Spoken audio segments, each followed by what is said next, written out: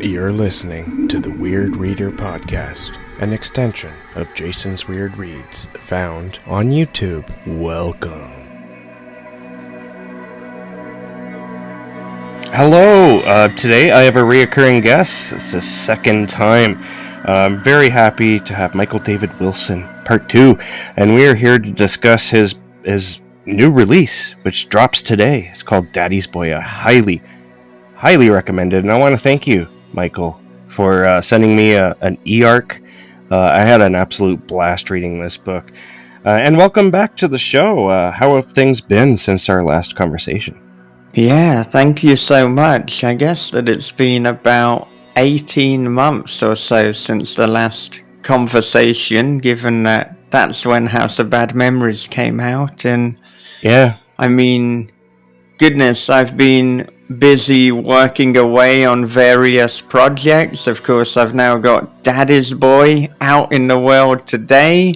Yeah. I'm working on a collaborative novel with John Crinan, which is called Inamuri. It is set in a sleep cafe in Yakuza-infested Japan, kind of as if the two Murakamis were collaborating on a novel, as directed by Quentin Tarantino. And then I got another... That sounds awesome. Yeah, well, I hope so, yeah. And I got another novel that I'm working on that's tentatively called Don't Knock at the Door, and it's kind of Funny Games meets From Dusk Till Dawn, but with a Ring supernatural undercurrent. So I'm busy writing. There's the podcast as well, and just getting all these ideas and these creative things out into the world. So that's mostly what's been keeping me occupied. That's awesome. I kind of understand where you're coming from. Have you noticed lately that opportunities seem to be coming up a little bit more often recently for you? I'm not sure about that. I suppose that throughout my career, I've often created my own opportunities and created the jobs that I wanted to exist. So if I think about the formation of This Is Horror, I wanted there to be a horror fiction website or magazine that was really covering the genre, and at the time there was only really Black Static that I was aware of, so that's why I created This Is Horror. Then when I wanted to see more in publishing and chapbooks and the novelette form, I should say, I created that publishing line. So a lot of the times, if there's something I want in the world and I'm not seeing the opportunity, then I go out and try to make it happen for myself. But as to whether there are more opportunities now, it's difficult to say, because if there's not an opportunity, then I just go ahead and do the work anyway. Yeah. Not having an opportunity doesn't stop me creating. I kind of create and then look for where's the market, or what on earth am I going to do with this after. If we're talking more broadly, though, so if it's not just, because I don't know if you're asking about opportunities specifically for me, or if you were talking about opportunities in general, there's certainly a lot more small presses and publishing outlets and places for people to get their horror fiction out into the world these days. Definitely a lot more than when I started with This Is Horror back in 2011. Mm-hmm. For me specifically, I'm not sure. I think, of course, with every release that I have, then it kind of makes people more aware of the Michael David Wilson body of work. So then there will be people who will contact me about, various things, from stories to podcast appearances and the like. And I think that's how it is really for every writer. With each release, that's another opportunity, that's another ticket for success and for just getting your name out there. And I suppose something that I'm conscious of at the moment is I've had quite a lot of success and I'm quite well known for This Is Horror, but I'm now trying to build up the Michael David Wilson brand, for want of better phrasing, so that people are just as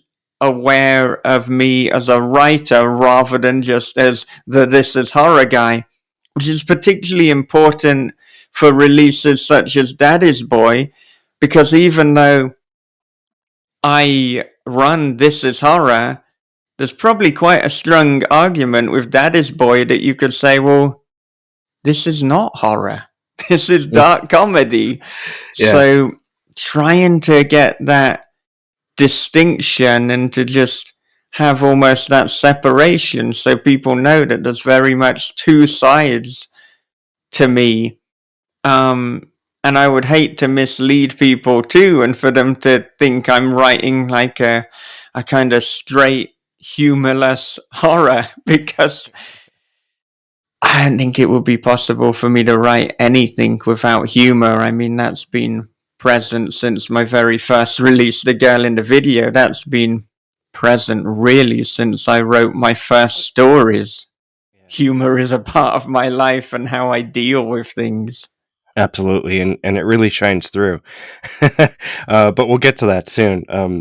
Your answer there kind of brought on another question. Is it difficult separating yourself from This Is Horror as your own entity? I know you're trying because you have your own Patreon right now, which I'm a member of.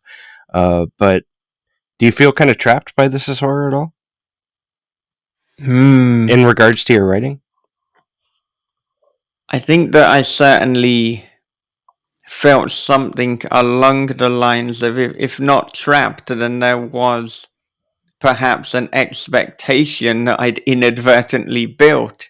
Yeah, So, I mean, I started This As Horror before I had a very solid daily writing practice. I've always been writing. My degree at university was in English literature and creative writing, so there was an expectation to be writing fiction every week.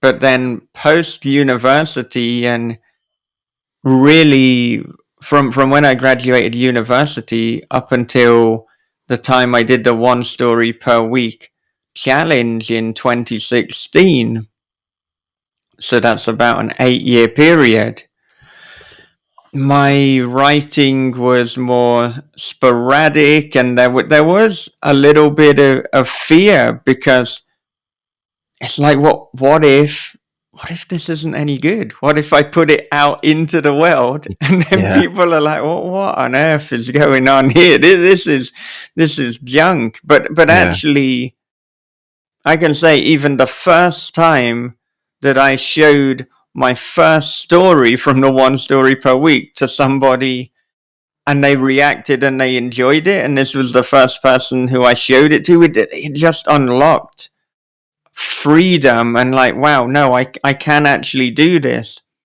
And I think, where did this fear, where did this doubt come from? If I'm going to try and unpack it, then there are two things that were contributors. I think firstly, being in that very academic university environment, there were some professors, not all, very important to state, not all, because there were some tremendously encouraging ones, but there were some who were like, you need to be writing literature. This horror nonsense is just kind of low form entertainment. There's no art, there's no value to it. Yeah. You should read more of the poetry of Pablo Neruda, which I've said on interviews before, and I possibly even said to you before, but it's because, like, the recommendation of Pablo Neruda was so specific and bizarre to me that moment really stands out. But because there were professors that were saying, that this is good art, this is bad art, essentially, Mhm. I kind of felt like, well, I mean, I have a great appreciation for all literature, but then that kind of meant that some of these professors were probably inadvertently and with good intention themselves, but kind of shaming what I like. It's like, well, all this horror fiction that you're saying is junk. That's what gets me really excited. That's what I enjoy. It's confusing to be told that what you enjoy is not right. And there's Yeah. a whole other wider conversation on other things and Oh, yeah. other issues in society where people try and shame you for enjoying what you enjoy and for seeking pleasure in what lights you up. But yeah, that was certainly a factor.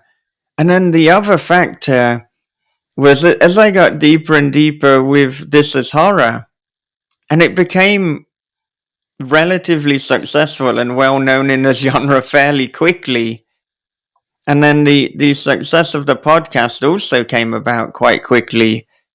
I felt like I'd inadvertently created this expectation where, well, because I'm interviewing, let's say, the greats of horror literature like Adam Neville and Ramsey Campbell, there Mhm. might be this expectation that then when I'm writing, that's what I'm going to produce. But it never had been like that. If I was writing honestly and authentically, of course, I could write a piece kind of parodying, the works of Neville and Campbell, and maybe I could even do it semi-competently, but it wouldn't really be me being authentic and true to myself. That would Yeah. just it would kind of be similar to if I just got a copywriting assignment. It's like, well, write a novel in the voice of Adam Neville. It's going to be soulless, really. It's going to lack authenticity, which is going to mean two things. One, it's never going to be as bloody good as an Adam Neville piece because he is bleeding for that. He is putting Yeah. everything into that. And it's never going to be as good as an authentic Michael David Wilson piece because that's the real me. That's not me phoning it in or me trying to fake it. So I did feel for some time that I don't know that I might have just I don't know if it's let people down, possibly a little bit, but that they would read my fiction and they would think, well, this isn't as good as the people who you're interviewing. And then there might also be this terrible effect where not only would they not like the writing, but then they'd be like, well, we can't take you as a authority on horror fiction either. So like, self-doubt and things that are kind of in that nature, they can create a cascade of imaginary problems that are not actually based in reality, but it's kind Yeah. of the black dog. It's things in that depression area that are just completely lying to us.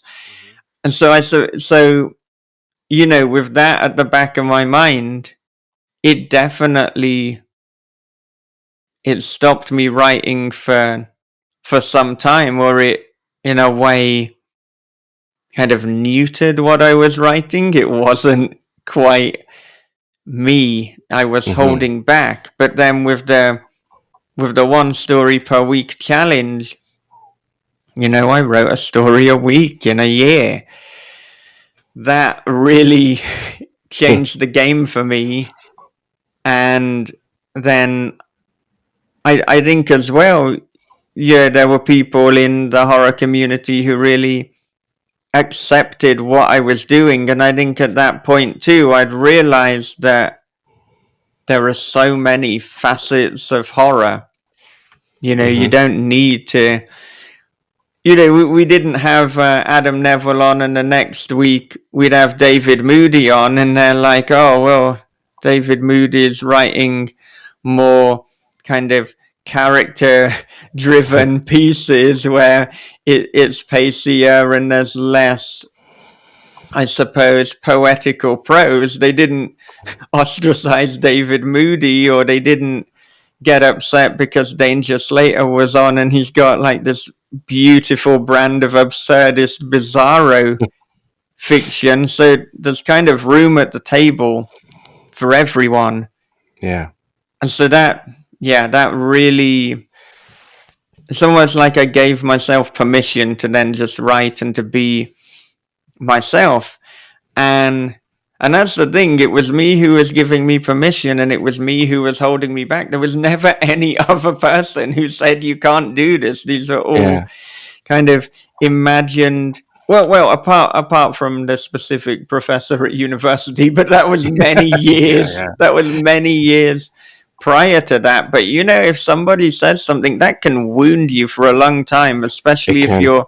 you're young and naive, and you are unaware at the time that perhaps they are projecting their own frustrations upon other people because Yeah. their book of obscure poetry didn't do as well as the latest Stephen King book, and now they're bitter and resentful Yeah. over that.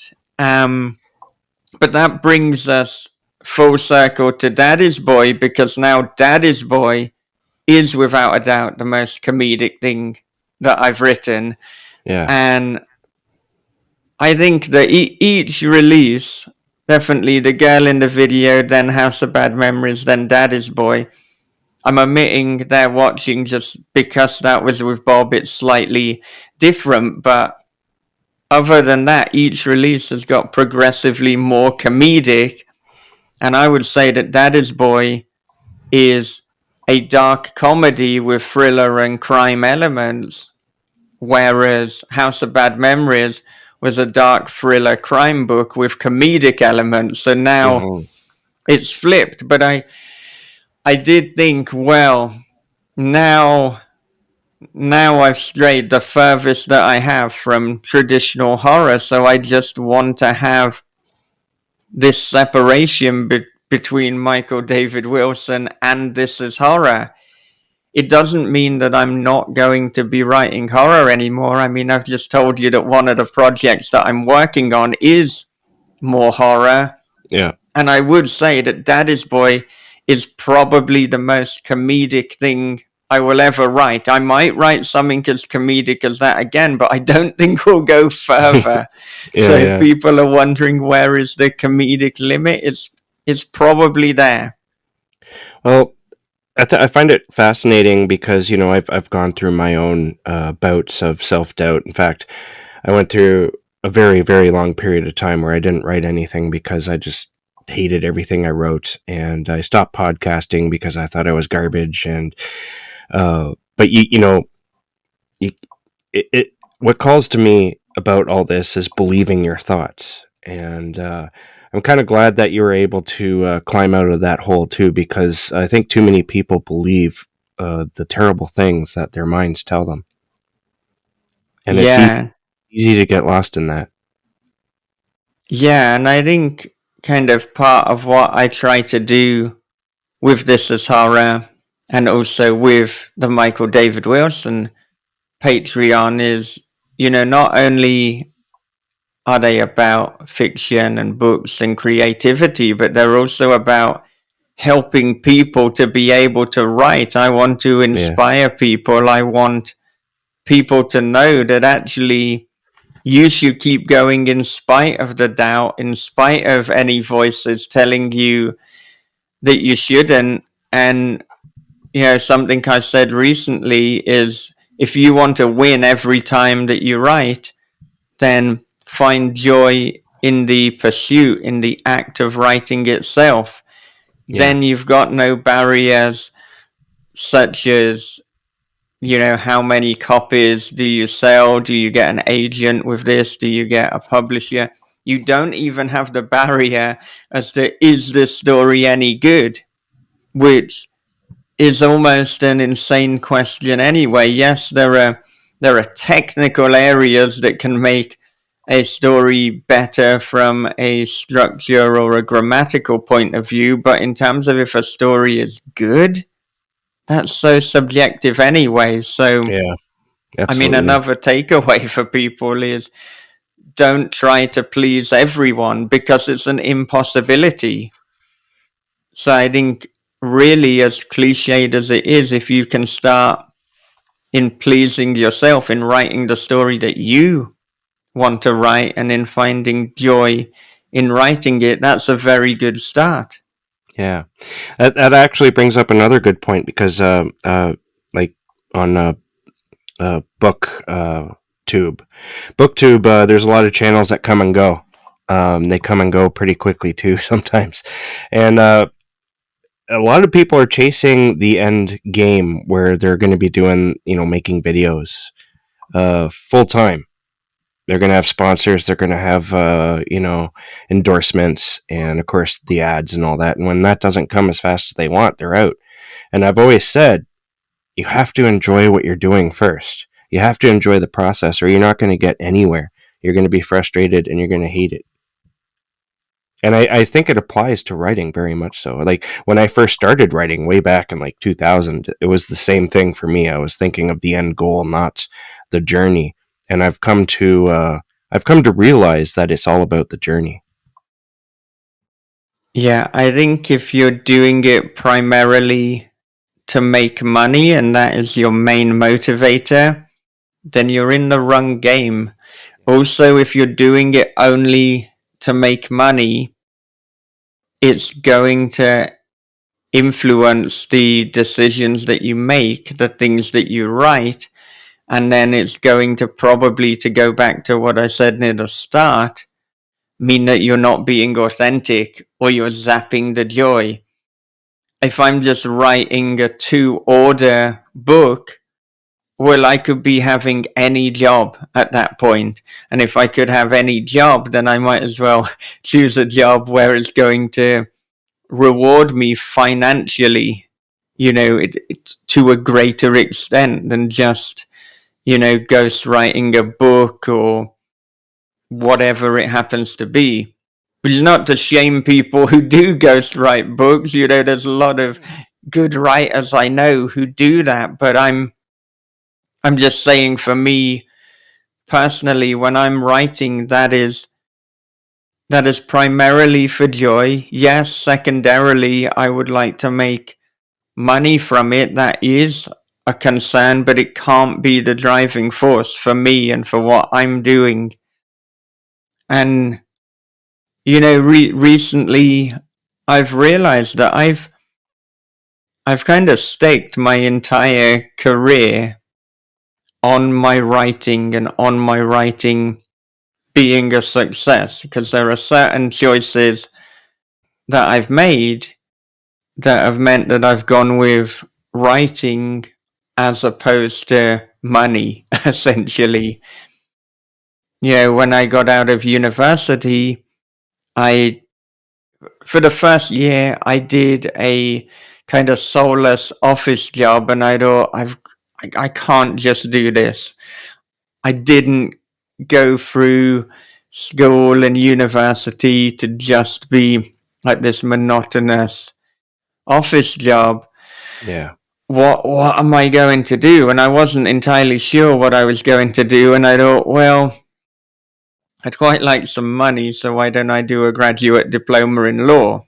So I spent a year to get this, essentially the equivalent of a law degree. And what did I learn in that year? I learned that I absolutely didn't want to be a lawyer. I thought, this is, Yeah. this is just boring. This is a time suck. This isn't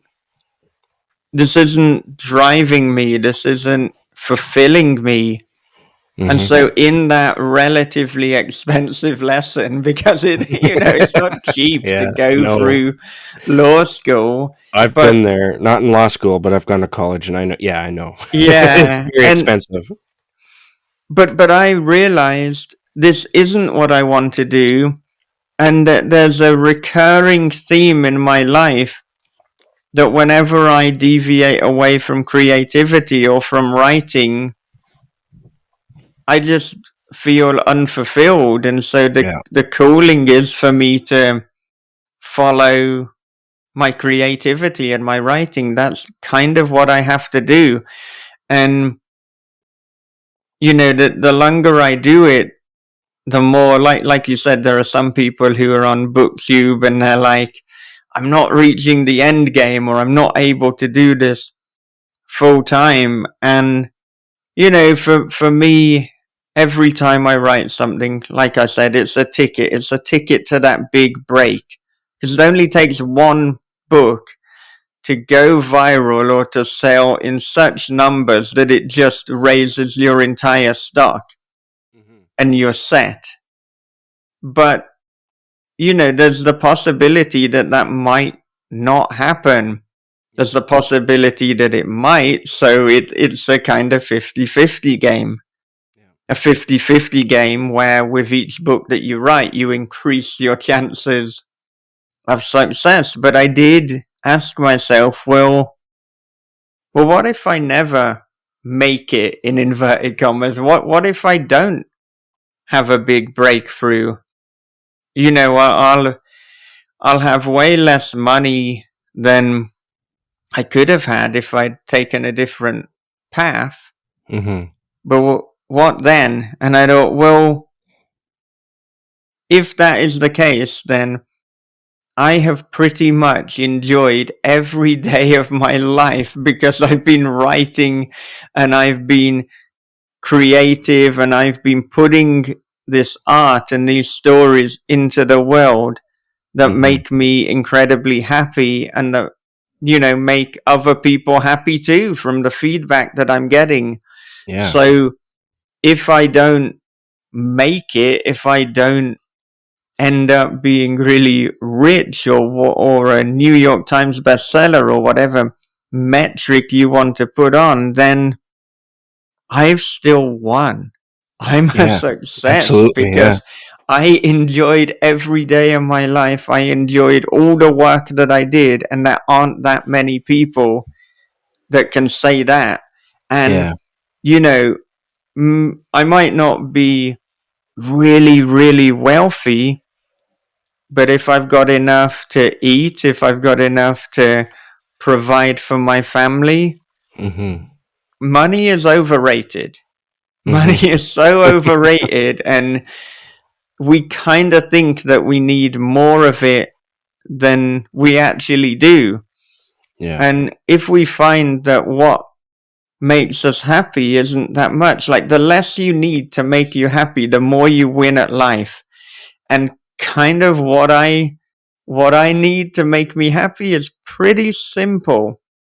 I like good coffee, I Yeah. like writing, and I like I like good food, but I'm also a reasonable cook, so it doesn't require me having to go to a restaurant. As long as I can buy decent quality ingredients, then I'm fairly set. And I like getting out in nature, which is typically free. Depends where you live, I suppose, but the Yeah. barriers to entry aren't so high, and that's kind of it. It's Yeah. kind of all I need. So I, of course, like more money. Most people aren't going to say no to it, but you don't need that much. So Yeah. Just yeah, enough to get by, pay the bills, yeah, live a decent life, drive a right, car if you're yeah. Uh, yeah. yeah, and of course take care of yourself. Yeah. That's that's it. That's Yeah. that's the So I essentials. mean, Yeah. for people listening or watching, I'd just say, ask yourself: are you finding joy in the pursuit of writing, or in the pursuit of creating YouTube videos, or podcasting, or art, or whatever it is that you're doing? And if you are, then really hold on to that joy, and remember that that means that what you're doing, it makes you successful. That is the end goal. Yeah. You have won. And if you're Right. not finding joy, then perhaps readjust and ask yourself, why not? Are there things that you're compromising? Perhaps go back to when you were a child or whenever you first found joy in writing, what was it that kind of unlocked that joy for you? What barriers have you now put in the way? Perhaps it's that you are seeking an agent or a publisher to the detriment of the story. Perhaps if you've got a podcast or a YouTube channel, you're concentrating on the metrics and the numbers too much, be it views per video, be it subscribers, and maybe you're now making decisions in terms of the content that you That's put yeah, out. that happens. And Yeah. yeah, and then you're just like, making like 10 must read horror books for the summer because you think Yep. it's got a catchy title that SEO will like.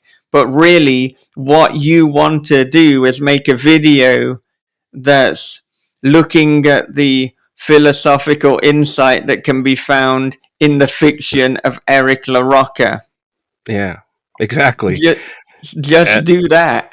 The funny thing, it's funny you bring that up because I used to be that guy. I was the guy before. We'll just say 2-3 years ago, up to 7 years ago or 8 years ago when I started my channel. I'd come up with all these top 10 lists, and great summertime reading, things like that. And I got a fair amount of subscribers just doing that, but it became I don't know, it became tiresome. And really what I wanted to do was explore more into genre and to writers. And so if anyone like listening has perused my channel recently, you've noticed I haven't been uploading those types of videos at all. In fact, it's mostly stuff like this. I do deep dives into genres with some friends I've made, and I talk to authors. And I've started a new podcast, not to like toot my horn or anything, but I'm doing that new Stephen King podcast now.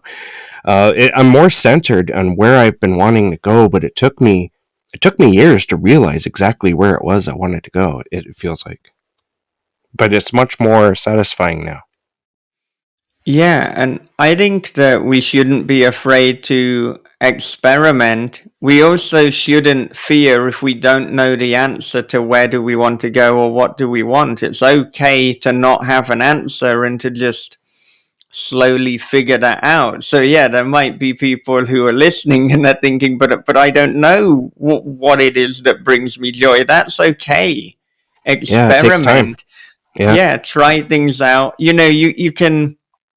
Sometimes it takes really going back to basics and writing a list of what are the things you like, what are the things you dislike, and then looking at, well, what could that thing be for me?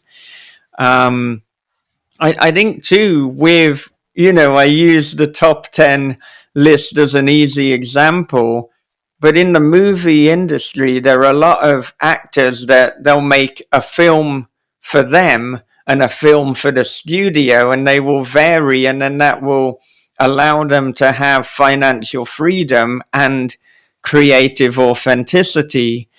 And I certainly don't think there's anything wrong with experimentation.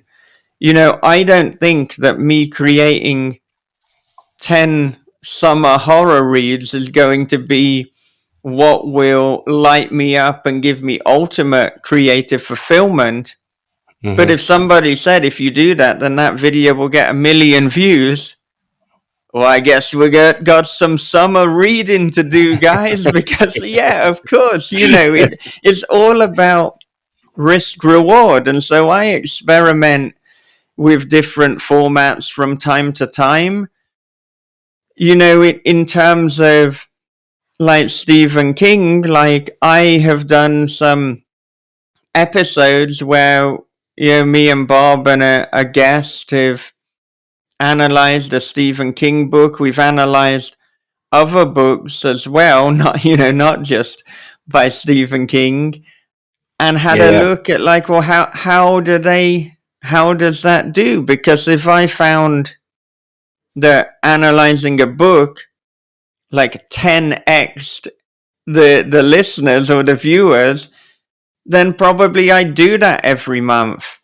And I think as well, it's important to state that, like, whilst I might enjoy interviewing people more than analyzing a book, I do still enjoy analyzing the book. So it's not like a choice between love and hate, but it's more between love and like. But if I can do things I love rather than things I like, then I'll choose love.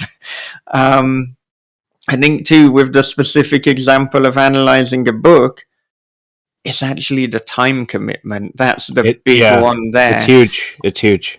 Yeah, and of course, there is a time commitment in me interviewing an author and me researching, but when I analyze a book, I'm kind of scouring over each sentence.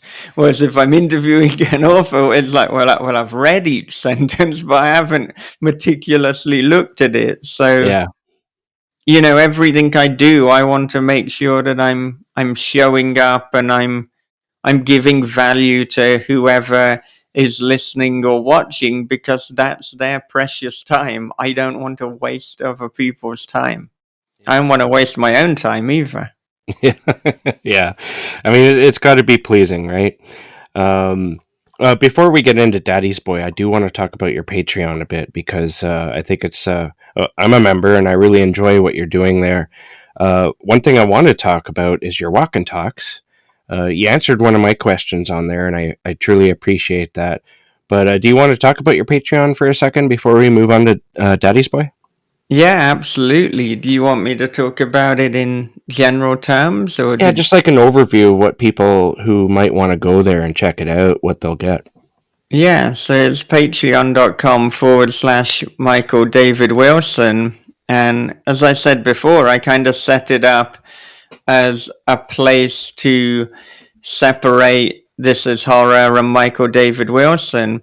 And I mean, what I'm doing here is it's a combination of readings from my work, but also more writing advice and insights into the craft of writing. And you mentioned the walk and talk. That has become kind of my most popular piece of content, my most popular post. And it's kind of as it sounds, really. I'm walking around Japan, and at the same time, I am recording audio on creativity, and that can be either insights that I've gleaned, or it can be fielding questions that patrons have submitted. But I always want there to be a kind of takeaway. I want this to be helpful to the listeners. So, I mean, if I'm looking at it recently, so you can even tell from the titles of some of these walk and talks what I'm going to be talking about. So we've got creative procrastination, we've got reimagine story ideas that aren't working, we've got decide what you want to do most and create a plan to make it happen. I like that one a lot. Yeah. So in fact, I'm trying to even do it that if you haven't got time to listen to the walk and talk, you've probably got a takeaway just from reading the title and seeing that pop up. But it's a place that, yeah, it serves many purposes, really, because as I said, it's a separate place from This Is Horror. So it's like, this is Michael David Wilson, but it also enables me to connect with people who really like my work as readers, because I know too that whilst there is a lot of crossover between This Is Horror and Michael David Wilson readers, it's not exclusive. There will be people who enjoy reading my work who aren't really into traditional horror fiction. Equally, there are going to be people who really like the podcast, but the brand of horror I'm doing isn't for them. I mean, it's quite niche. I think it is a kind of love it or hate it style. And then also with This Is Horror, I've tried to also be the kind of guy that can give you writing advice, that can motivate you, that can help you through your creative struggles. And that's becoming a big part of Michael David Wilson Patreon as well. So then, I mean, there's essentially two types of people who are going to get a lot out of it. There are those who are struggling with their writing and they want that extra boost. And there are going to be those people who are big fans of my fiction and they want to get some bonuses like exclusive content, like early content, and also to get to see some of those readings and listen to the audio versions. So at the moment, I've been recording a chapter from House of Bad Memories so people can see me reading it. I've also, a few days ago, I put chapter 1 of Daddy's Boy up there. I realized at the time of recording that's going to be about a few weeks ago. So anyway, it doesn't go away. So it is there. So if you're listening and you're not sure if you want to buy Daddy's Boy, if you go to patreon.com/Michael David Wilson, you can read chapter 1. You'll also, by the time this is going live, be able to listen to the audiobook of chapter 1, because I'm going to be putting that live in a matter of days. So that part 2 is not behind a paywall. So it's important to say that whilst the bulk of the content is behind a rather small paywall, there's a free tier as well. So you can kind of preview what I'm doing. And I think too, to just kind of talk a little bit more on the walk and talk, if you enjoy This Is Horror podcast and you enjoy the bits in which I'm giving writing or creative advice, then you're probably going to really like the walk and talk, because it's essentially a solo podcast where I am just talking about a specific issue pertaining to writing. Yeah. Well, it's very informative, and I've enjoyed my time there. And so, how about we move on to Daddy's Boy here, the main event? Yeah, Yeah, absolutely. So, you mentioned that you've read the chapter 1 from Daddy's Boy on your Patreon, and you're going to be dropping the actual audiobook, the first chapter, soon. So there is going to be an audiobook. That's pretty exciting. Yeah, the audiobook is narrated by Josh Curran, and Josh Curran is perhaps best known for his work on the Hawk and Cleaver, the Other Stories podcast. Mm-hmm. He's, for me, for my money, one of the best narrators for that podcast. And he's just got such a kind of great but understated British voice that lends itself so nicely. It's gonna work. To Daddy's Boy. But he's also really brought to life some of these characters with great accents. It's not just a straight reading where he's varying his tone a little bit. No, he's doing different accents and voices for different characters. Yeah. And I mean, that should be no surprise, because he is a voice actor. He is trained as an actor in theater, so this is what he's good at. And I've listened to it so many times because I'm very meticulous and pedantic when going through anything. So it was that with the audio as well.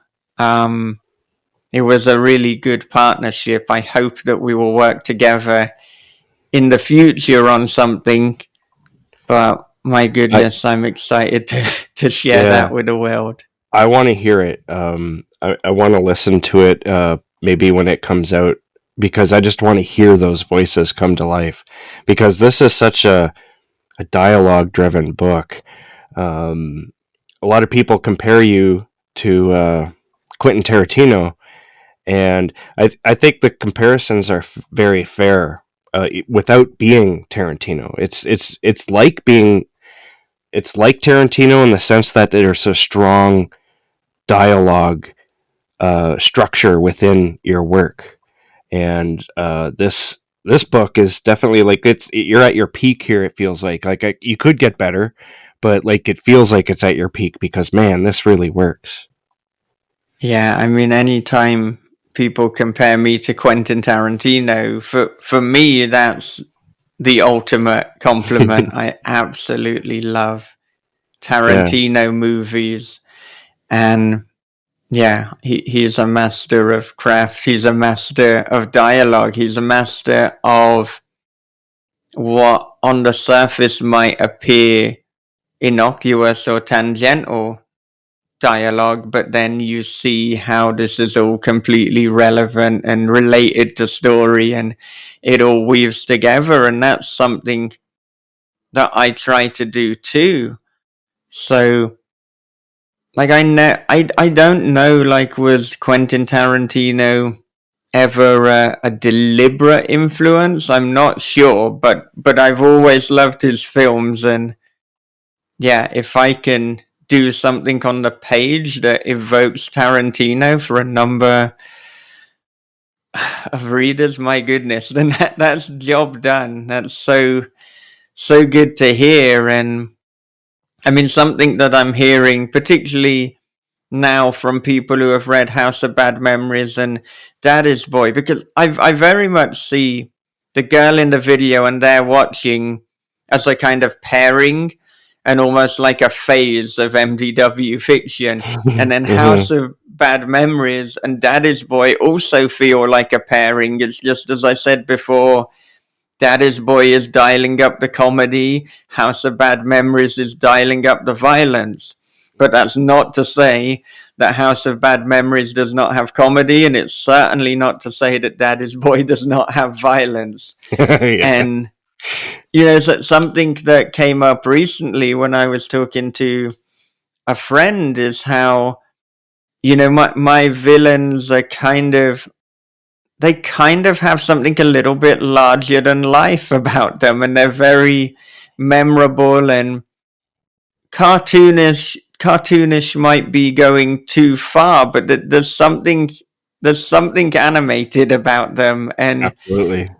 you know, for different people that might be disparaging. For me, it's a compliment. I want them to be memorable. And Yeah. you know, if I think of some of them, like Wesker's sister, and she's got a samurai sword. What am I gonna say? No, that don't be ridiculous. That's not cartoonish. That's Yeah. just normal day life. Have you not walked around Kidderminster? Everyone's got a samurai sword.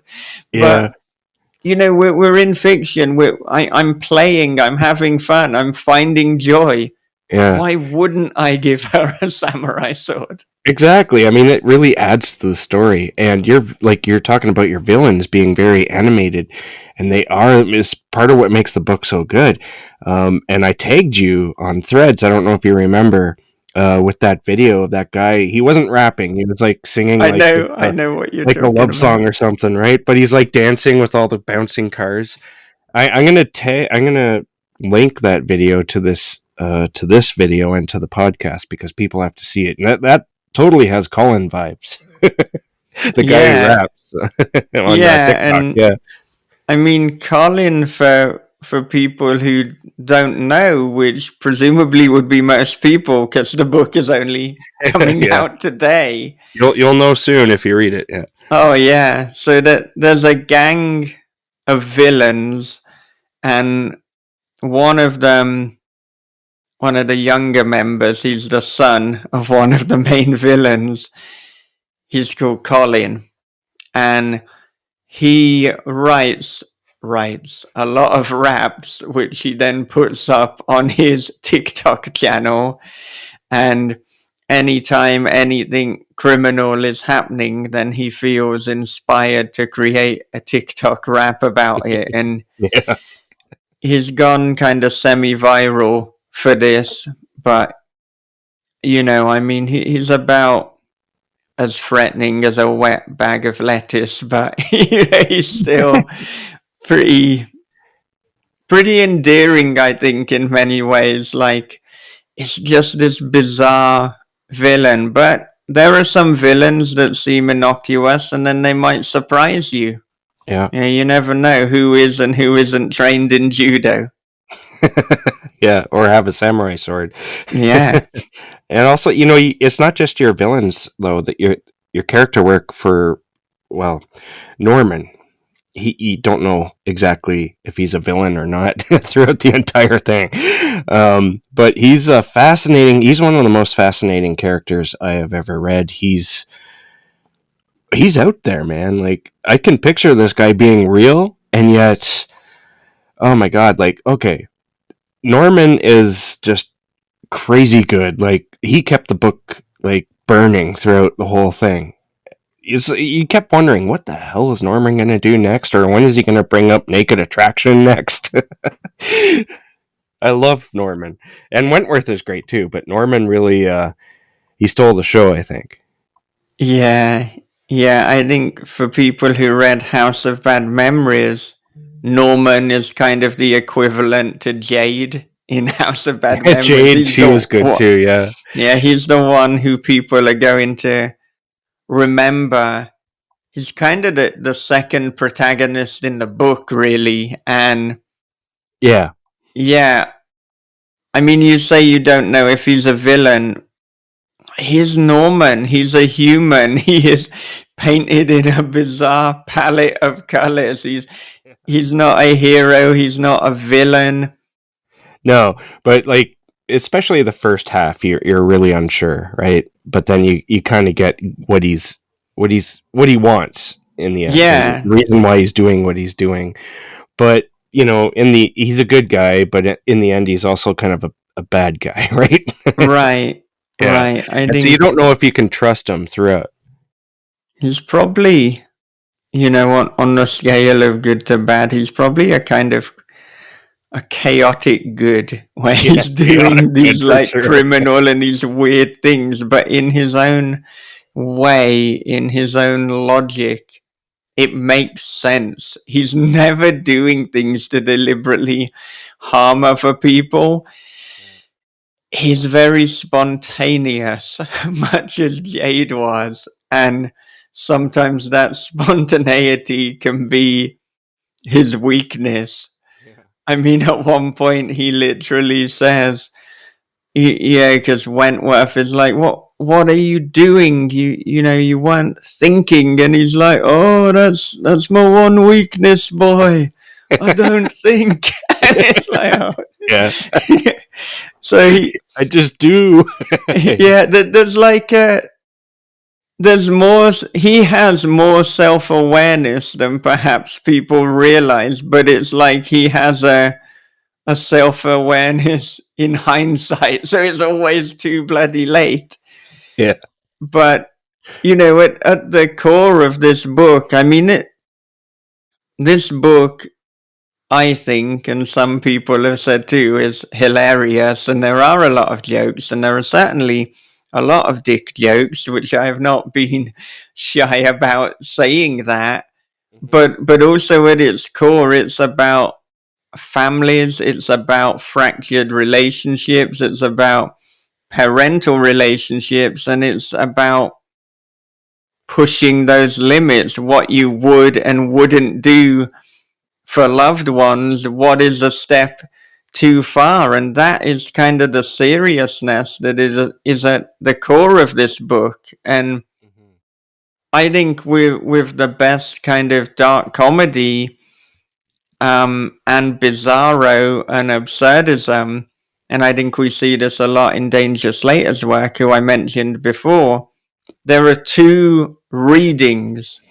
You can just read it and play it and enjoy it for the laughs and for the humor, and in Mhm. my specific case, for the very obscure British 90s references. But there's also a deeper message if you want.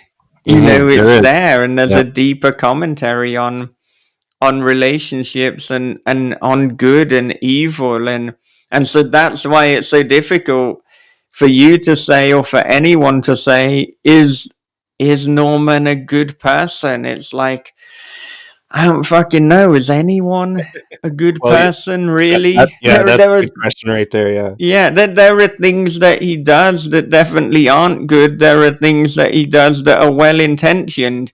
There are things that he does that are absolutely baffling, and you're like, why did you do that? Oh, I don't know, boy. Must have had a few too many tinnies, know what I mean? So you never know with Norman. That was actually one of my questions. It's interesting because there are some serious underlying things. Like Wentworth, he's going through a really rough patch. He's tried to kill himself a few times, and the story is from his perspective. Um, and there's that serious tone throughout. It's just the way the characters act that make it go kind of bonkers. And the question was like, how are you able to put those two elements together? Something that's very serious, like these serious themes of like masculinity, toxic masculinity, and whatnot, uh, and marry that to something that just makes you question, like what the fuck am I reading, and laugh all the time. I think it might have a lot to do with the way that I view the world and the way that I process and deal with difficult times in my own life. Mm-hmm. We would have touched on this a little bit with House of Bad Memories because it was relevant then, but it was also relevant when writing Daddy's Boy. So, I mean, somewhere between finishing House of Bad Memories and during the composition of Daddy's Boy, I was going through one of the most difficult, not one of, the most difficult time of my life, Yeah. with a custody battle and a divorce. And there were just some very difficult and painful times. But whenever anything difficult is happening, and then, like, if I have a conversation with a friend and I tell them about it, I know that these are heavy things to hear, and there's basically no humor and there's no joy in them. And then that makes it a little bit difficult for the person who is receiving that information, who I'm talking to. Mm-hmm. And I have a thing where I have to make a joke, or I have to make light of something, or I just have to make a kind of ironic statement, or I'll deliberately say something that is not true and is overinflated and over the top, just to break that tension and just to break how fucking just sad and kind of desolate it all is. That so I've always dealt with tragedy through humor and through joking. And there's a cliche about how if you don't laugh you will cry. Mm-hmm. And I probably just, in my life and in my fiction, take that to the limit. It's like, well, what do you mean if you don't laugh? Most people would just cry at that, you fucking rungun. Why are you laughing? But Well, honestly, I think that they're similar, right? The yeah, laughing and the crying. yeah. And I've mentioned this once before, but I also kind of tangentially related to that. I have a thing where if there's a really serious situation where you're not meant to laugh, there's part of my messed up brain that just during that moment, apropos of nothing, is like, it would be pretty funny if you laughed right now. Yeah. It's like we're at fucking grandma's funeral. Yeah. Go on, have a little chuckle, and then Yeah. just the inappropriateness of this intrusive thought then makes me want to laugh, and it's like, yeah, that would be pretty funny. And I think as well, like, actually, I said that I don't traditionally fit into horror. I think there's this constant battle that I have where I cannot write a straight horror piece without cracking a joke. And Mm-hmm. I cannot write just a comedy without getting a little bit fucked up and doing something really, really dark. So it almost makes it impossible for me to write commercial comedy or commercial horror because Yeah. I'll just throw this thing in that is almost the antithesis of what I'm trying to create. It's like, well, it's like the laughing at the funeral. It's like my brain wants to self sabotage. And why? Probably for my immature personal amusement. It's like if I'm entertaining, I think entertaining myself is like a big part of the process because when I'm working on a story, I mean, probably if I write a novel quickly, it's probably still 6 months. Like I'd say 6 to 12 months is the average time for me to kind of get a novel from idea to let's submit it to the publisher. Well, that's a big investment of time. So I better be doing things to, to have joy and to entertain myself. Um, but I'm working on this new novel at the moment, and if you look at the plan, it looks like a fairly serious horror novel with some messed up things that are happening. But then as I'm writing it, it's like, oh, can you just imagine if this character said this, or if this accident happened, and that would be pretty funny, wouldn't it? And what would they do then? So I kind of think what I'm beginning to write a lot of is comedies of error or comedies of incompetence. Mm-hmm. And I love writing about criminals, but I like writing about incompetent criminals. I like writing about crime gone wrong. It'd probably be boring for me to write about here are these mastermind criminals and they robbed a bank with this super technology and they just get away with it. Mm-hmm. I want to see the dickhead who didn't notice the CCTV camera. It's You like, know, how are we going to get out of that one? honestly, that's what I love about your fiction is because you can watch like Ocean's 12 all you want and see the plan executed perfectly and everyone did their role perfectly even despite the roadblocks that came along the way, but that's not real life. Daddy's Boy is real life. You get these quirky characters. Everyone's a quirky, like weird and quirky in some way, right? We all have our things, and we all, you know, mess up extraordinarily at times, especially when it's most important that we don't. And so, what I'm getting at is your characters are more realistic. And that's, I think, where the joy comes in reading them because they're they're a comedy of errors, like you said, Yeah. and it's just fun to watch because you can relate to it. Yeah, yeah, and I think it's about because you ask how can I write these really serious things, but also have this thread of comedy throughout, and I think it's always about kind of when I'm redrafting, I'm really looking closely at every word choice, at every sentence, and just making sure do I have the right balance for that scene. Usually with something like Daddy's Boy, it would be more like removing jokes than adding a new one. There was no need, like after the first draft, to add even more. But I think as well, just having an awareness as to what is the book that I'm writing, or what is the tone that I'm going for.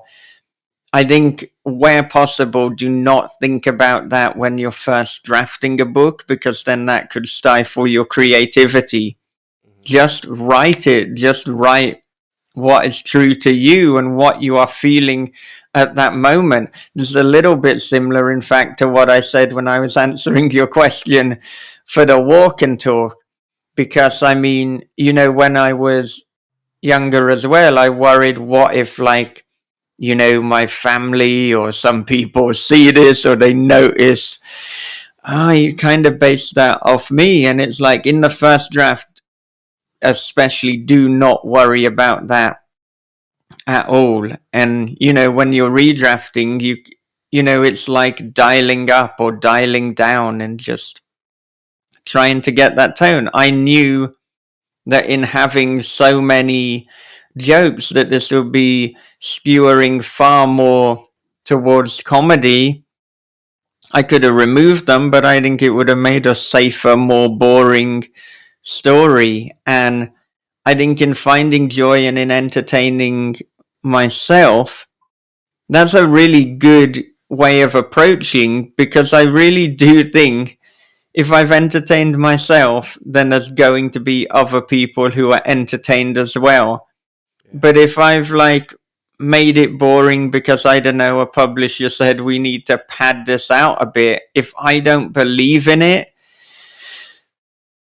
other people aren't either. There's a novella that I've got that is with a publisher at the moment, and the word count is over 39,000 words, but just under 40,000. If it's over 40,000, then it will be a novel. But as it's under, it is technically a novella.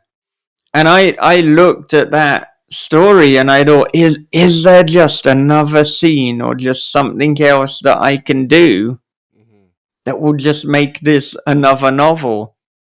But for me, in the way that it is, it's like, no, this is so tight. This is so the vision that I want. And so this is why I really do preach the idea of, writing the story to the length that the story needs to be, that the art needs it to be. And hopefully, I've just given you an example that's, let's say, 39,600 words, it's like, wow, I'm really backing it up. I wouldn't add another 401 words to make it a novel, but Yeah. but no, what am I gonna do? Because a lot of my novels are quite sweary, add another 400 fuckings in. I mean, I probably could, but I'm not gonna do that. It's as ridiculous as it might be for somebody who swears so much in their fiction. Each swear word is deliberately there because it needs to be there. And even when I'm looking at these sentences on a meticulous level, sometimes I'm omitting some profanity, sometimes I'm adding it in. What is the punch? What is the spice? What is the, profanity seasoning that is required for that sentence to taste good?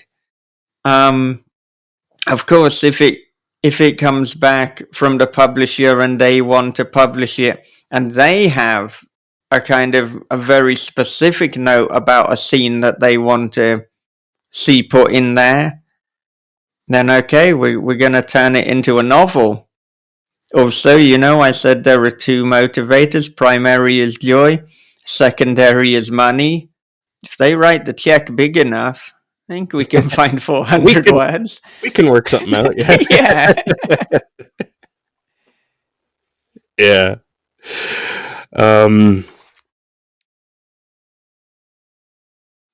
Yeah, it's hard to peg your stories down too, genre wise. There's a lot of crime, sprinkle of horror.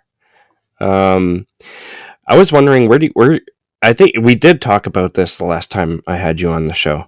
I wanted to know about genre and what you feel you write in, but Daddy's Boy is even more interesting because there is a little bit of horror at the end. It gets, without spoiling anything, it goes pretty wild at the end, and you kind of don't see it coming either. It's awesome. But we've discussed genre a little bit. You've called it a dark comedy, but you could also call it a crime. You could call it crime / horror / lit, dark comedy. Where do you see it landing? Well, I mean, you've very succinctly articulated the problem that I tend to have with my fiction, that it is so difficult to put in any genre box, which kind of creates a problem with the marketing. It creates a problem with approaching publishers. It even creates a problem through the promotion and talking to people for podcasts, for YouTube channels, people on Instagram, because it's like, who do I send this to? And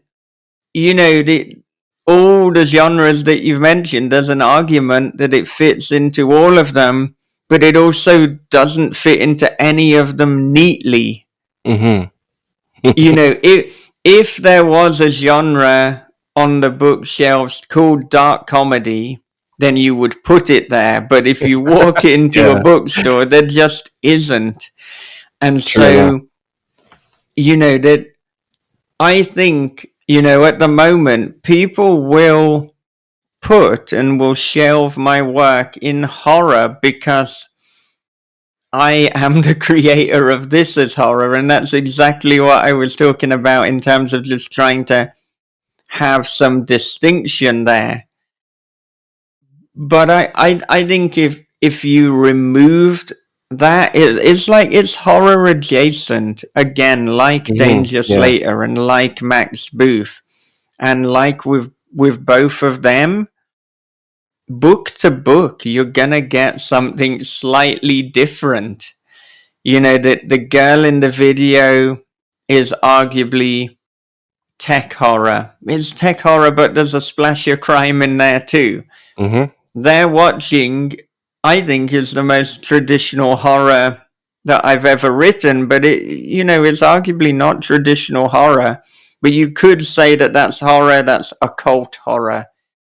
House of Bad Memories, I mean, it's crime and it's like dark thriller. But the problem is, it's not traditional crime. Maybe when you think of crime, you think of like a police procedural, or you think of like a detective investigating some grisly murders. It's almost like it's people committing criminal acts, but it's not traditional crime fiction. Yeah. And then you come to Daddy's Boy. God damn, you come to Daddy's Boy. You're like, what is this? Yeah. Well, we said it's comedy, but we also decided there is no comedy section. So now we've got a problem there.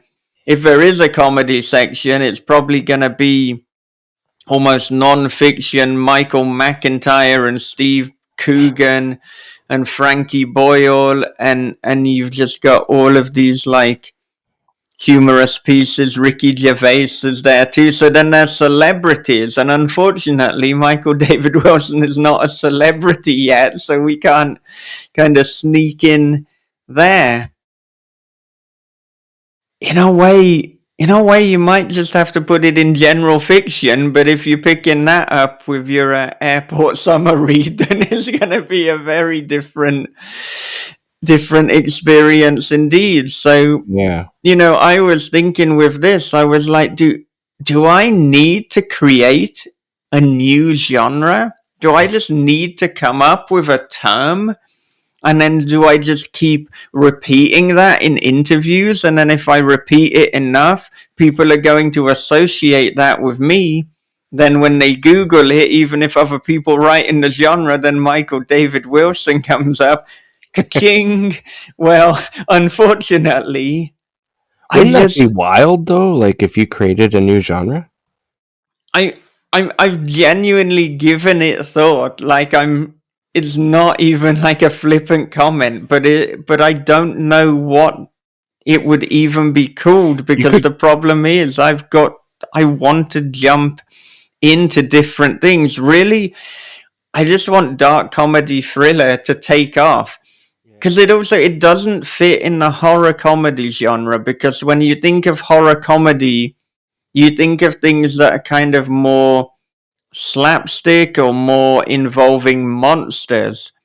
And that's the other thing. Like, I've always been way more interested in writing, and actually more interested in reading horror that has real life non supernatural villains. I'm not that interested in in the supernatural for writing. I will read well-written supernatural fiction, but actually my favorite, just purely subjective, horror fiction is real life. It's like Jack Ketchum and Anya Alborn. It's just real people doing nasty, dark shit. That's what I'm into. And it's probably because it's more believable for me. Part of the enjoyment of horror was that almost roller coaster like scare. Mm-hmm. But if there's a spooky werewolf, well, I don't believe in that, so I'm not as scared. It's I harder like for that. me to, suspend disbelief. Even though I think that Carnivorous Lunar Activities, written by Max Booth, is an amazing book. But that's for the dark comedy and for the dialogue and just like the tension. Brilliant book that Max has written there. I think it may be one of the few books that is out of print. So Max is like, what the fuck? Why are you promoting the one book That's that not people... fair. It is like, listen, Max, I also promoted a book that I'm writing that I haven't finished yet. I'm good at promoting books that people can't actually get hold of. I've done that. But yeah, because I'm into horror, like when people think of horror, they probably think of like monsters and ghosts and the supernatural anyway. So it's like I'd already made the barriers to entry perhaps harder by being like, right, well, I like to write horror just with humans, but then that's nearer to crime. But because it's more messed up, they don't put it in the crime section; they put it in the horror section. And then it's like, well, how can we make this even less commercial? This is not a deliberate question I asked. This is just what happened. Oh, well, why don't we make it comedic too? Yeah. And so I mean, some of my favorite authors are people like John Niven. He writes what I would say is kind of dark comedy, but it's kind of more dark thriller satire. But with him, it's very much focused on something specific. So he writes about the 90s Britpop music industry. That's kind of a hook. That's some social commentary. And a lot of these comedies, they have like an issue that there's something that it's attached to, something that you can really clearly see. That is what this is satirizing. But with Daddy's Boy, it's a commentary on familial relationships and on parenthood, but it is not hooked to any big social or cultural issue. Mm-hmm.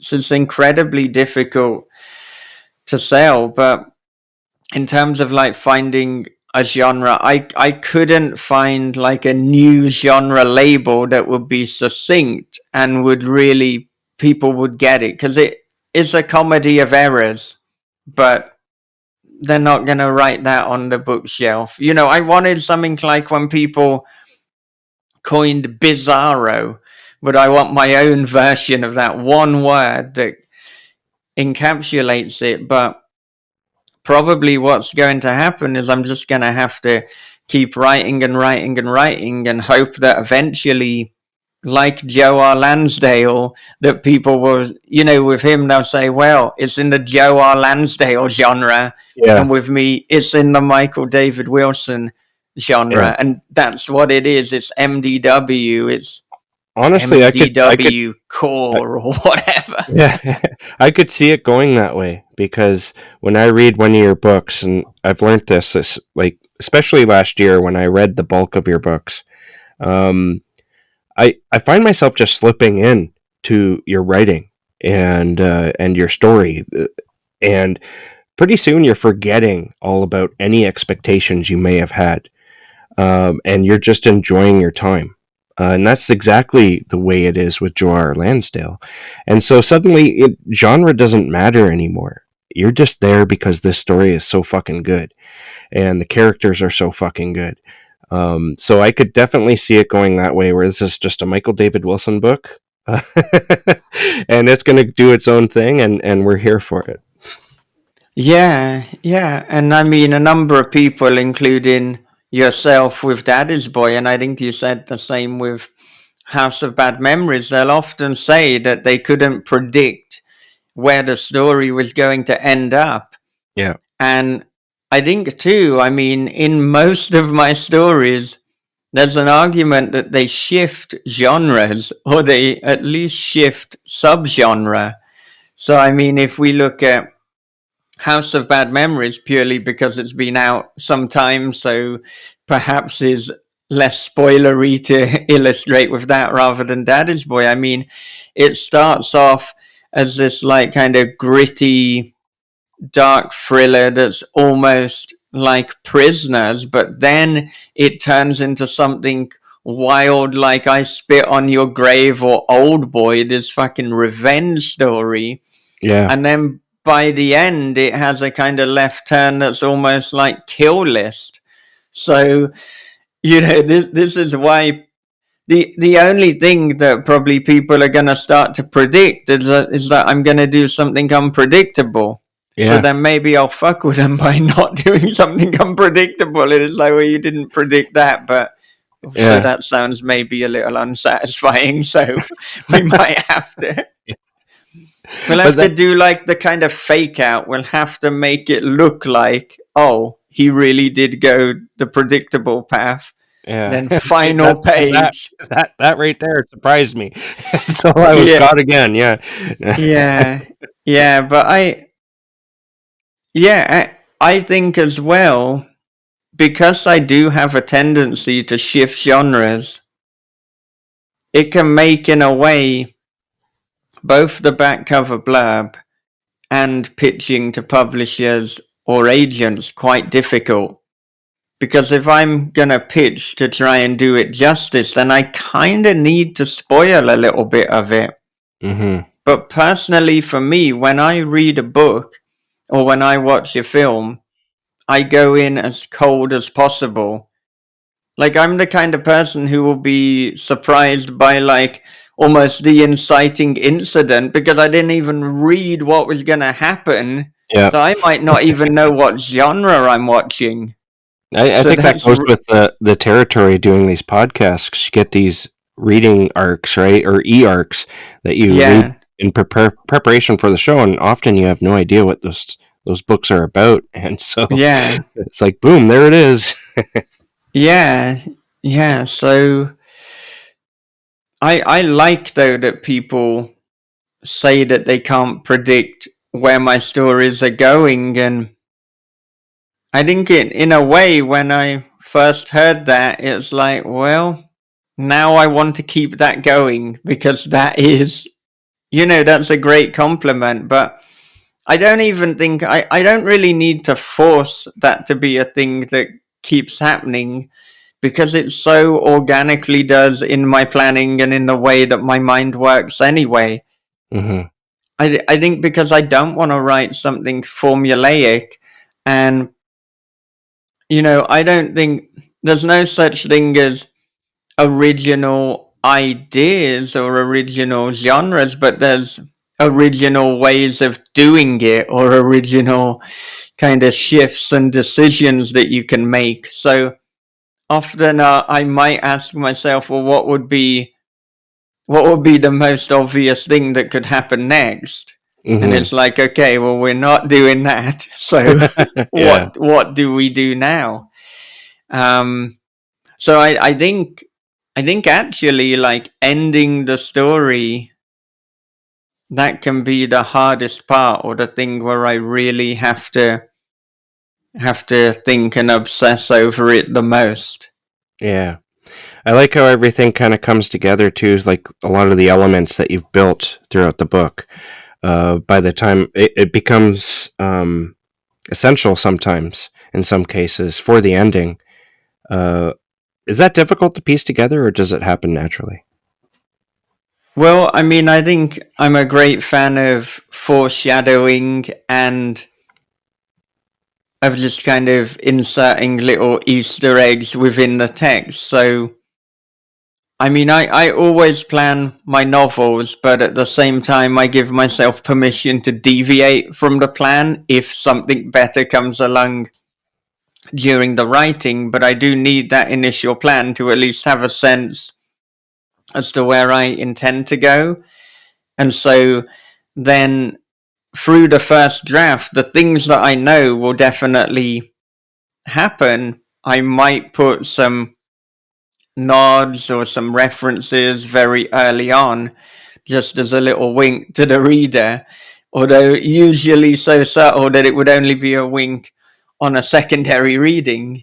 But then once I've done the first draft, and particularly as I'm getting towards the final draft stage, now I can really foreshadow and I can really make sure that what we're doing is like relevant, is tying everything in. So I think it's almost like you asked if it takes a lot of work or if it comes natural, and as paradoxical as it might be, it's kind of both. Yeah. like I am naturally quite good at foreshadowing, but then once I've done numerous drafts, it's like, okay, now we're going to take it up to the next level, because I like everything to have a purpose. I don't really want there to be a MacGuffin or something that is just there and there was no point to it.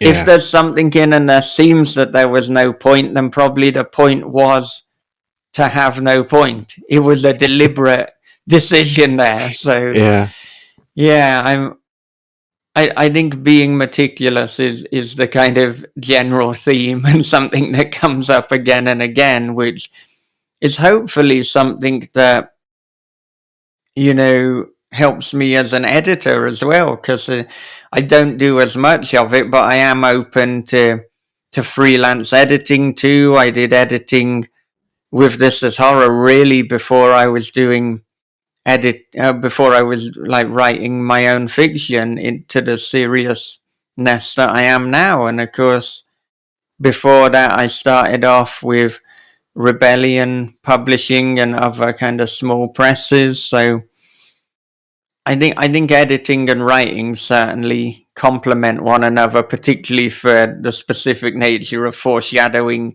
and making everything tie together. Yeah. Before we move on to the outro, I was wondering, we talked a lot about the cursing, and this kind of came up while we were talking about that. It made me think suddenly of how some people in reviews will be like, "I didn't like this. They said the F word too much."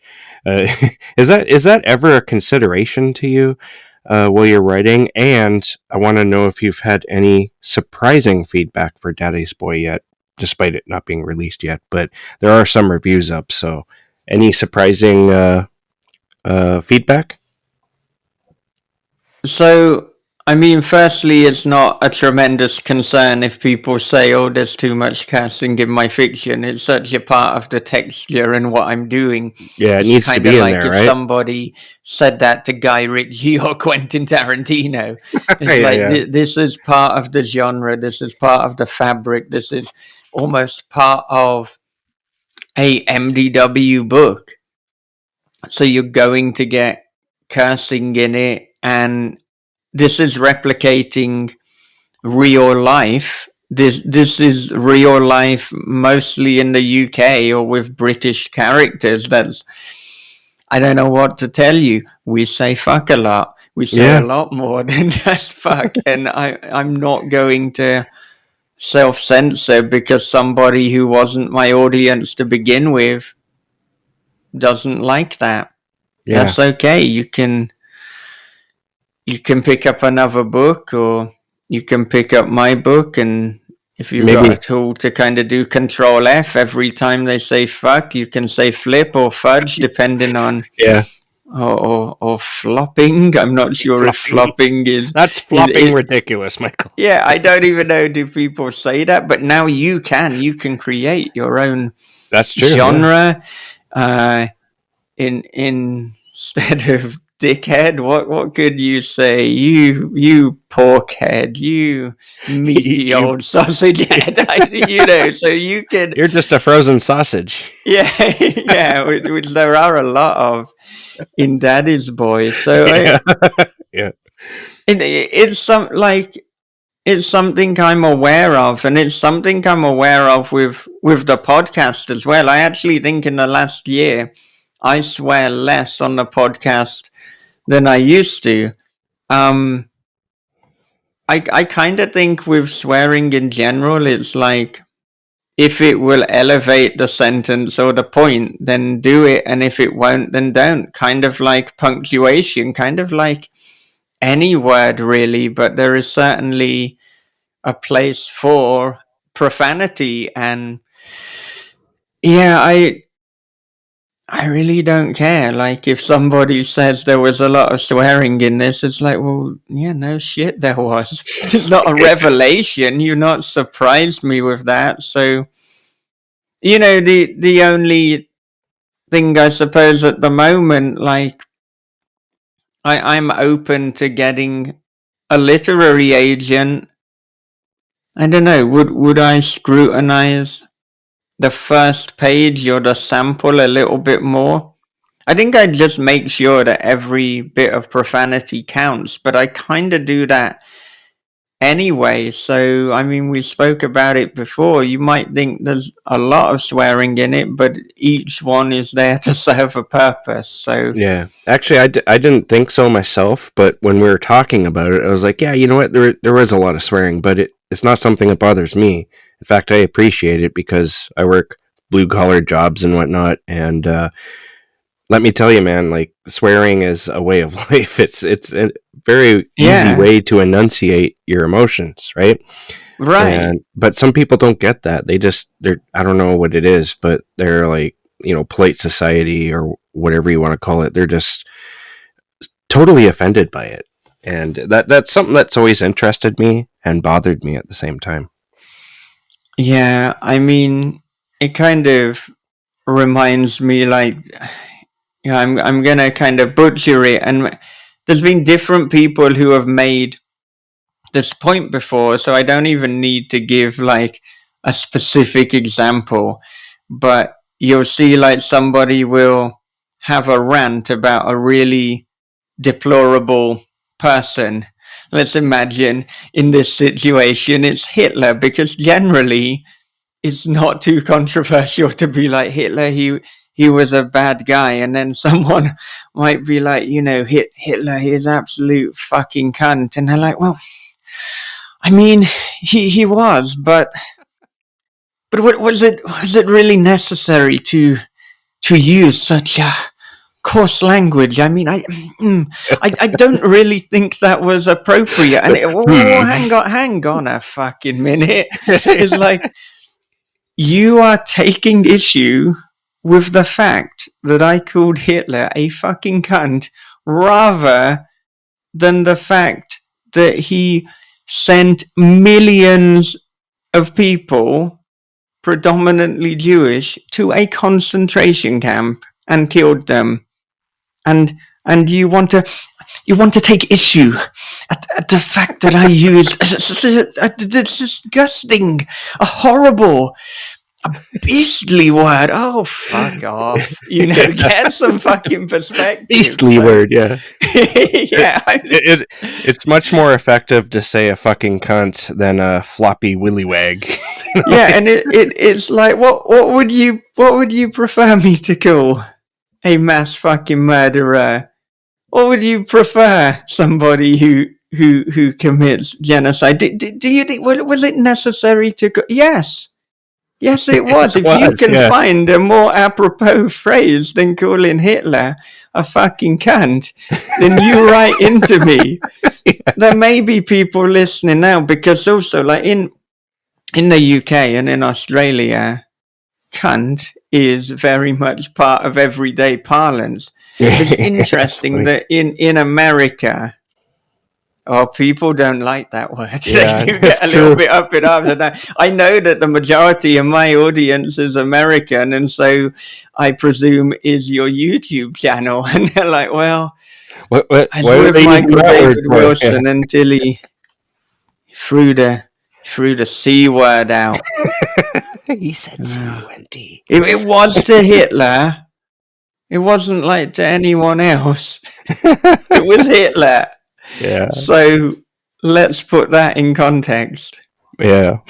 It's ridiculous. They're um, just words, right? right. And in terms of like surprising feedback with early reviews, I would say no, not surprising feedback, because I always knew when I wrote this book that it would be divisive, that it would be polarizing, that there will be people who will love it and there will be people who will hate it. Mm-hmm. And that's kind of, I mean, I got that to a point with beta readers. I've got that a little bit even with early reviews. And I understand that, especially, yeah, because I'm convinced there is a massive audience for Daddy's Boy. But what I don't entirely know is how to find that audience. And Yeah. that's because it sits between genres and it's not easily classifiable. So it means that there will be people within horror who will pick it up. There will be people within the crime fiction community who pick it up, and it won't be for them. Mm-hmm. And I've always known that that would be the case. You know, I don't feel great, you know, when I hear that people have had a bad time with it, but not in a way that kind of damages my ego, but just because I like being kind to people. I want people who pick up my book to have a good time. I want Yeah. them to enjoy it, and if you don't enjoy it, don't pick it up. I don't want you to waste your money or time. So, you know, the more that I write as me, the more that people will know what to expect. And I suppose because I'm in the infancy of my career, it's not entirely known yet by people. But it, you know, what I'm delighted by though is, like, for such a polarizing book, how so many people who have enjoyed my fiction before are also with me for this step too. You know, when I sent this out for blurbs, I primarily sent it out to people who write comedic horror or write things that kind of flirts with comedy. The one wild card who I sent it out with, and I've no idea how he's going to react, but he really enjoyed House of Bad Memories. I just want to take a chance. And that was Eric LaRocca. Mm. Because Eric LaRocca is one of the best writers on the planet, and he Absolutely. writes just such poetical, beautifully grotesque horror and dark fiction. He is controversial. He will push boundaries. Yep. He is a true artist. But, you know, Eric LaRocca, on the page at least, and probably in person too, he's not renowned for dick jokes. It's not like, Yeah. oh, if you want to tell a dick joke, you fucking ring up Eric. He's the one. So I knew that he'd enjoyed House of Bad Memories. So it's like, okay, that's a good start. How will Eric find Daddy's Boy? And then, you know, he came back and he gave me a wonderful blurb for it. So I was so happy. But I didn't know if I was going to get an email, you know, from Eric, you know, saying like, because he's so polite. So he would have said, you know, he's really sorry, but it wasn't for him. He can't in good conscience blurb this or whatever. And I would have totally understood. But instead, I get this gorgeous blurb. So I'm going to read it to you. So Sure. this is me not knowing how is Eric going to react. And I get this. Dripping with wit and nastiness, Michael David Wilson's Daddy's Boy is a gem of a dark comedy thriller. As always, Wilson's prose is fiery and provocative. This excellent novel took me by the throat on the first page and truly surprised me until the bitter end.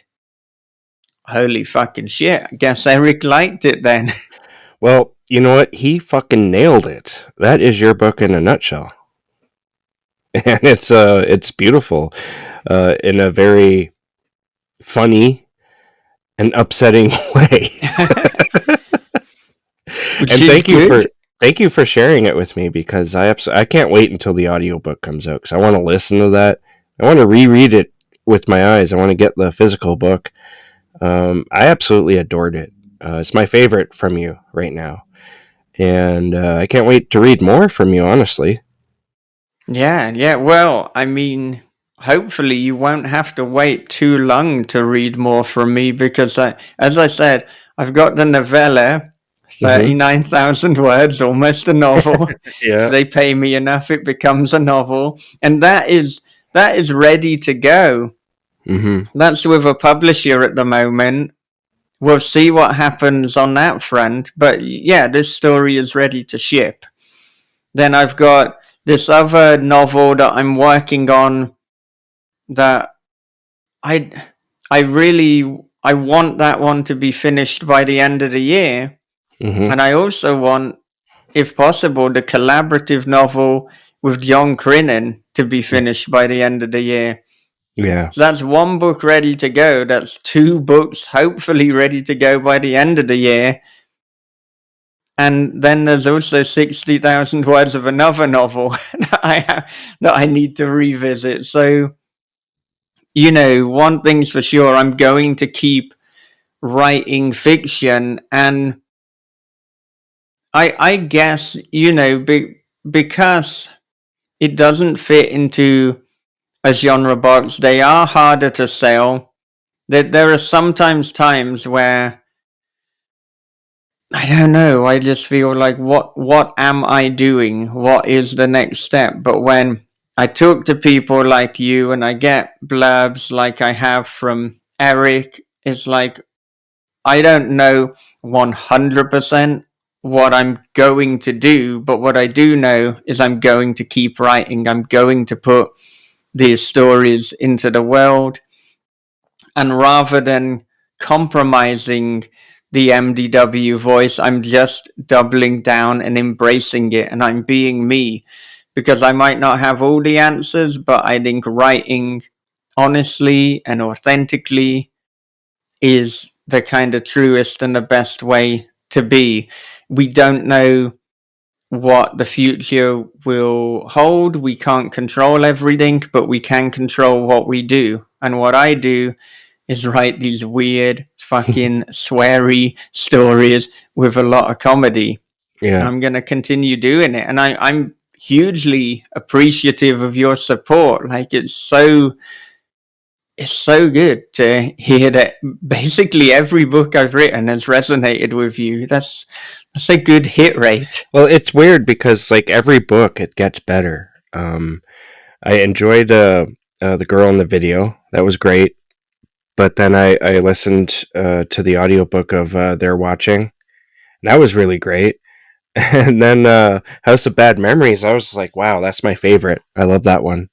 And then I read Daddy's Boy, and it was like, Jesus Christ, how can how can it even get better than this? Like, I'll say one more compliment, and I think it was on the ARC podcast where this was pushed around. But I would personally love to see Daddy's Boy become like a cult favorite, a cult classic in the future. I would love to see it become. I know you discussed on that podcast about how your your film agent said that he couldn't. He's not sure how he could sell that, but while watching it, it's very cinematic in a sense. I could see it being a movie, and it would, if it was done by the right person, it would become a cult classic. There would be no, even if it flopped in the theaters, it would be remembered because this book is just that crazy and that good. And I would love to see that happen. Yeah, well, me too. Absolutely. And I mean, this is it. When when I knew that I was putting it out into the world, I felt it could either completely flop because there's just not the appetite for this. It's not the noughties. It's not the 2010s anymore. Or it could become a cult classic. There could be something about it. And, you know, with any book, and maybe even particularly this one, I won't know whether it will become a cult classic until it does. So if I release it and it doesn't do very well in the first month, this is a long game. It just takes somebody in a couple of years picking it up and then, you know, reading out loud on, like, you know, that massive Instagram. I always joke that it will be Zach Galifianakis and he's reading these like dick jokes, and then loads of people decide to pick it up. That I would mean, be I awesome. think it's got the potential of, like, you know, a Napoleon Dynamite or a Greasy Strangler. There's just something weird and offbeat about it. And this is why I keep writing these books, because if one of them takes off, then people will be curious and they'll look into the rest of the back catalogue. But it is an interesting trajectory that I've taken, because the most popular book so far has been The Girl in the Video. And then with each release, I've written further and further away from what The Girl in the Video was.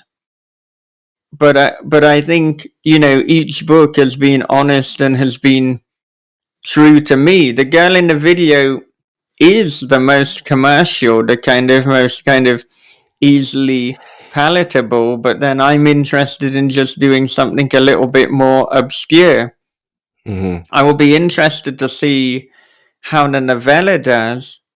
It's called What Would Wesley Do? I originally wrote it as a short story. I then wrote a screenplay, and then from the screenplay wrote the novella. Mm-hmm. But this is interesting because I originally wrote the short story around the time that I wrote The Girl in the Video. But then I wrote the novella version around the time of Daddy's Boy and House of Bad Memories. So The Girl in the Video and They're Watching, I see them as a phase or a season of my career, and House of Bad Memories and Daddy's Boy as the next one. But What Would Wesley Do? It definitely has the fast-paced kind of thriller, ticking time clock aspect of The Girl in the Video, but it has the comedy and the action and the grotesque violence of House and Daddy's Boy. Mm-hmm.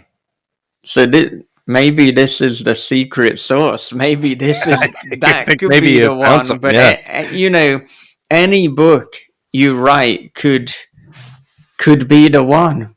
Yeah. Which is why I keep writing. Yeah. I like that. I think I found the secret sauce. Yeah. Awesome. Don't ask what's in the secret sauce with Norman and Daddy's Boy. No, It doesn't need to be stated. you don't want to know. Oh man, some of those characters, like Cummy Ian. Comedian. Yeah. Oh my god. Okay, so I'm gonna wrap things up here. I wanna thank you so much for coming on the show. It's always a pleasure to talk to you. Before we go, though, I do have a question. This is horror question. Okay. I'm just curious. What can listeners of This Is Horror expect for the rest of 2025, Oh, for the rest of 2025, or at least in the short period of time? I mean, what you can expect is that we will consistently put out interviews and conversations with authors and creatives in horror fiction on a weekly and possibly multiple times per week basis. That is kind of the mainstay of This Is Horror. What I'm particularly doing in 2025, I'm talking to authors if I loved their book. I don't want to talk if I only liked your book. I want to make sure that I'm so passionate about what I'm doing. This is about finding the joy in everything that I'm doing. Mm-hmm. In terms of, what's coming up, I mean, we do have our own kind of Daddy's Boy episodes, and we've also got some conversations that are very Daddy's Boy tangential, in that I'm talking to people who blurbed Daddy's Boy, but not necessarily about Daddy's Boy. Mm-hmm. So we've got a conversation with Danger Slater, and we'll be recording with Jason Pargin and with Brian Asman and with Jasper Bach. Nice. And in terms of the rest of the year and things coming up, we'll finally be talking to CJ Lead, who wrote American Rapture amongst other books. Mayfly. We've got What was that? Sorry, Mayfly. She wrote that too, Mayfly right? as well. She did. Yep. Yeah. Very good book. We should also be talking to Dean Koontz again. It's always good to get him on the show. It's always surreal. He's got a new book that is coming out imminently. And, in terms of the booking of guests, I'm trying not to overbook. And my schedule is such that it is kind of a little bit erratic. So there's people who, I've got a list of people where it's like, I will be getting them on the show, but we haven't arranged a date yet. So all I can say is, people who are vaguely in the horror and dark comedy and that kind of area, which lights me up, we will be talking to them. Yeah. Awesome. Well, I'm looking forward to all of it. And thank you again. Where can people reach you online if they want to keep up with what's coming out? Well, I mean, obviously the best way to support me is the Patreon, patreon.com/Michael David Wilson. And then for This Is Horror, patreon.com/This Is Horror. In terms of social media, it's obviously got pretty fragmented over the last year or so. I think the place where I update the most is the Blue Sky, which is at thisishorror.bsky.social. And with This Is Horror, we also do have a YouTube channel where we put all of the episodes up, which is youtube.com/@thisishorror podcast. So I will plenty of different options. I will try to put all that in the show notes, so everyone check that out. And thank you, Michael. I can't wait to talk to you again. Yeah, thank you. It's always a pleasure, and thank you one more time for all the support that you've given me, not just for Daddy's Boy, but over the years. Yeah, not a problem.